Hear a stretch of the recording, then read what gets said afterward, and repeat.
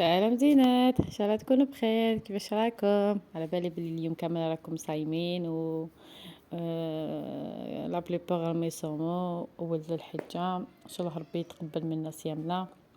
جيتكم بوصفات خفيف ظريف. هذيك شغل كان مقبله ترافقوها مع شلاضه. نحكموا بواطا كومبير وشنو تكون جديده ماشي قديمه شويه. نقطعوها على 8 لي مورسو، نحكموها نديروها في البيض، نديروها في لافارين، نعاودو نرجعوها في البيض، نعاودو نديروها في لا شابلور. صافي شوفوا نديروها بيض لافارين بيض لا شابلور، ونقليوها على في الزيت تكون سخونه. ديروها مع اون سالاد ولا ديروها مع هكا شغل ديكوراسيون مع طوماط سيريز ولا تجي بزاف بزاف بزاف بزاف بنينه.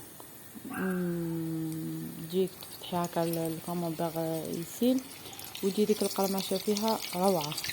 كما على بالي بلي لا بليبار الناس راهم صايمين، قلت علاش من نديرلكم في هذه الوصفه. والوصفه الثانيه هي تتبيله السكالوب. يجي بولي كريسبي هذاك.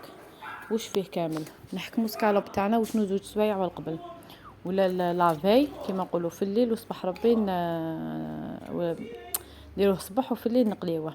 نحكمو سكالوب تاعنا نشيلوه مليح، نديروا له 2 مغارف قارص، نديروا له 2 مغارف عصير ليمون، نديروا 2 مغارف مايونيز. لما عندكمش مايونيز ديروا له ياغورت ناتور، ديروا له شويه ملح شويه فلفل الكحل شويه راس الحانوت شويه كمون شويه عكري كركم زنجبيل وثوم بودر،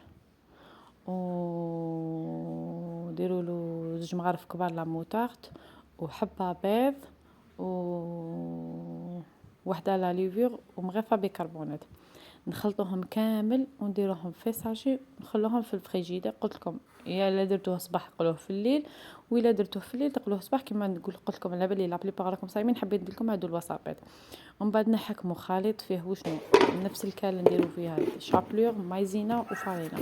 صافي تقدر ديروا فنجان شابلور فنجان مايزينا فنجان فارينه. نتوما على حسب لا كونتيتي اللي عندكم. انا ما كانش عندي كونتيتي بزاف، صافي تقدر فنجان ونديروا وحده لا ليفور ومغرف بيكربونات. نديرهم في اون بواط تكون تنغلق.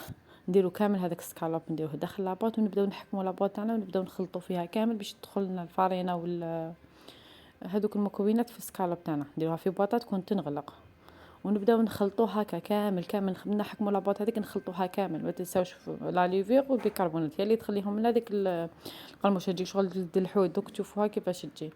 ونقلوها في الزيت تكون سخونه على نار قليله، تكون سخنت مليح الزيت باش يدخل لنا الطياب حتى لداخل، يجي بزاف بنين. هذه وصفه بزاف بزاف بنينه، سيوها ورجعوا عليه بالخبر.